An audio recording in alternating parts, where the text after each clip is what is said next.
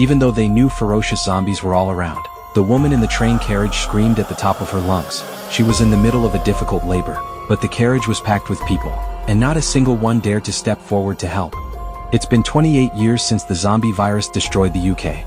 Because of the European military's blockade, the entire British Isles have fallen completely silent. Yet the survivors never gave up hope of staying alive. They built new communities on the islands. This small island was far from the mainland, and the only road connecting it to the mainland only appeared when the tide went out. Therefore, the community has never been invaded by zombies, but resources here were scarce, so the community had to send out small teams to collect supplies on the mainland. On this day, 12-year-old Jack was having his coming-of-age ceremony. His stepfather David would take him off the island to the mainland to hunt zombies. Jack didn't fully understand what this meant, but he knew he wasn't a kid anymore. Later, Jack said goodbye to his sick mother Lisa and followed David to the mainland.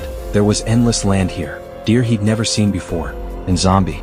Right then, a slow-moving zombie was wandering along the edge of the woods. It moved sluggishly, but it was still dangerous. David guided Jack, telling him to aim for the neck and shoot. What they didn't know was that another zombie was creeping up on them quietly. Jack shot an arrow and hit the zombie's neck, but before he could feel happy, the other zombie had already rushed right up to them. David reacted quickly and shot the zombie dead, but when he aimed at the next one, he realized it was a child zombie. David hesitated for a split second, which gave the zombie a chance to run away. Little did he know that this moment of softness would get both of them into even bigger danger. After the coming-of-age ceremony ended successfully, the two decided to head back to the island, but on the way, they found a deer that had been gutted. Jack looked up and saw the deer's head nailed to a tree. David beside him immediately realized there was an alpha zombie nearby, the ruler of the zombie horde, huge and highly intelligent. David tensed up right away and took Jack to evacuate to the island. But before they'd taken 2 steps, he suddenly told Jack to freeze, because under a tree in the distance,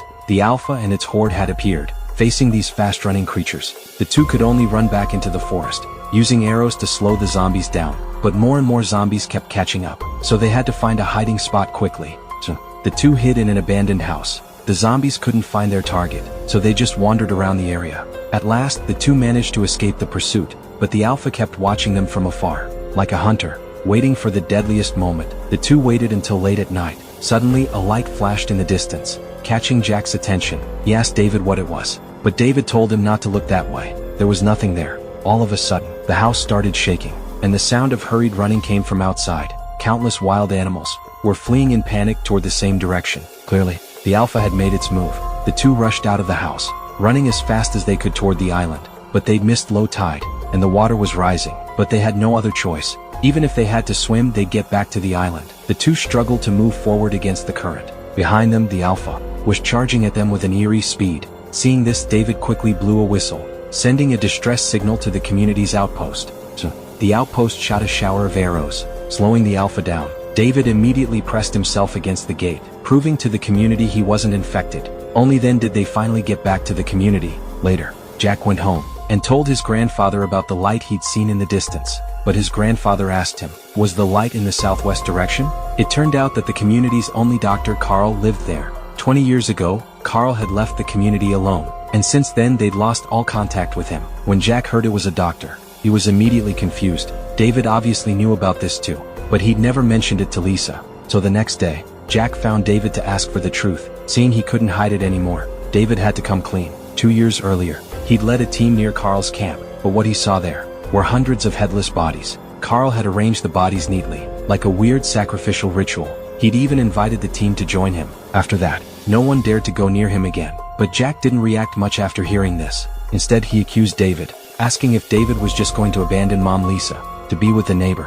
It turned out that just the day before, Jack had caught David being intimate with the neighbor. David flew into a rage and immediately slapped Jack. But the next second, Jack pulled out a small knife, saying he wanted to cut ties with David. David saw things were getting out of hand, so he told Jack to calm down, promising to tell him the whole truth the next day. But early the next morning, Jack suddenly set the barn on fire. While everyone was busy putting out the fire, he took Lisa and left the island. In his eyes, David was no longer trustworthy. He was going to take Lisa to find Dr. Carl on his own. After some time, Jack and Lisa passed through a field of rapeseed flowers. Lisa suddenly remembered she'd been here before, but she had no idea why she'd come here.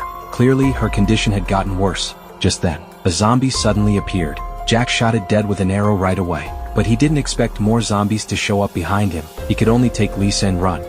The two found a fast food restaurant, but as soon as they walked in, a smell knocked them out. The gas wasn't natural gas. It was far more dangerous benzene vapor. But the vapor didn't affect the zombies. Instead, it trapped the two in a dead end. Just when things were desperate, someone opened the vent window. He told the two to get down, then shot at the zombies. The bullets ignited the benzene vapor. The shockwave shattered all the zombies instantly. Only 2 people lying on the ground escaped by chance. When they got out of the restaurant, they were shocked to find their rescuer was a Swedish Navy soldier. The soldier introduced himself as Eric. Just 2 hours earlier, his team's patrol boat had hit a reef. The whole team had to come ashore to survive. But as soon as they landed, they ran into the Alpha and its horde. Even though the team had a hot weapon each, they still couldn't hold off the swarming zombies. In the end, Eric was the only one left alive. Since Eric didn't know the area, he decided to go with Jack. Later, with Jack leading the way, and Eric carrying the sick Lisa on his back, they set off on their journey to find the doctor. After that, they stopped to rest in an open meadow, but Lisa suddenly stood up, saying she knew where the doctor was. Then she walked toward one direction, and Jack and Eric followed her. Just then, a strange sound suddenly rang out. Right after that, a swarm of rats scurried out from under a train car. Lisa followed the sound into the car, and saw a shocking sight. A pregnant zombie was struggling to give birth at that moment. Lisa reached out her hands to the zombie, and the pregnant zombie actually took her hands in response. What they were seeing was beyond anyone's imagination, but there was something even more shocking to come. The zombie actually gave birth to a human baby. Eric's eyes were filled with wariness. The zombies could reproduce too. Then the 28 years of blockade they'd maintained would be completely meaningless. At that moment, the female zombie suddenly attacked. Eric quickly shot her dead, then aimed his weapon at the baby. But the next second, a huge hand suddenly grabbed him. Amid screams and the sound of tearing flesh, the Alpha jumped down, holding Eric's head in its hand. Jack and Lisa were so scared they ran as fast as they could, but the Alpha didn't chase them right away. It looked at the pregnant zombie lying on the ground, then let out a heart-wrenching roar, and chased after the two. Jack shot an arrow and hit the Alpha's weak spot, but the Alpha wasn't affected at all. It roared and charged at Jack, as if it would tear him apart in the next second. Just when it was life or death, an arrow hit the Alpha's body. The Alpha immediately lost the ability to move. The person who'd shot the arrow was none other than Dr. Carl. 20 years of surviving alone had taught him many survival skills. He'd covered his whole body in iodine. To zombies, he smelled like walking poop. Then he'd coated the arrow with anesthetic. Even the Alpha could be taken down with just one shot, but he didn't finish off the Alpha, because if the Alpha died, the zombie horde in this area would run wild, and unpredictability was the biggest threat to survival. Later, Carl took Eric's head and led the two back to his camp, but what they saw there left them stunned. Around the outside of Carl's camp, there were pillars made of human bones everywhere. According to him, this was the best way to keep zombies away. At the center of the camp, a towering tower of thousands of skulls stood. Carl told everyone that each skull once held a unique soul. For the past 20 years, he collected corpses everywhere, just to let the deceased rest in peace. With that said, Carl tossed Eric's head into the incinerator. Then he used hot water to strip off the remaining flesh. From that day on, the skull tower had one more resident. Later, Carl examined the baby and found she wasn't infected, but the baby needed breast milk urgently. With only water, she'd survive at most 3 days. Carl noticed Lisa's condition. Only then did he realize there was another patient.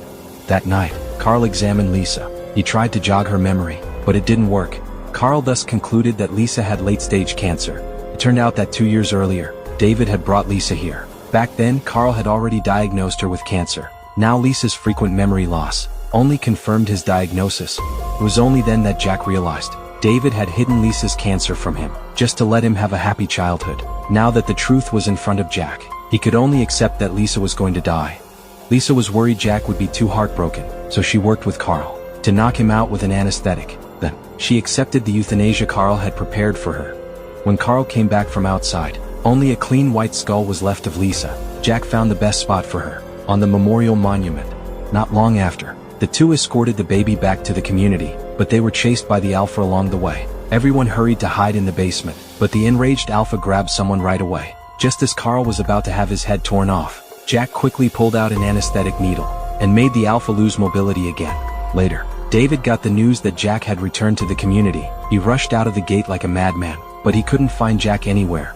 At that moment, he'd lost his wife and his son. All he received was the baby girl Jack had left for him, along with a letter.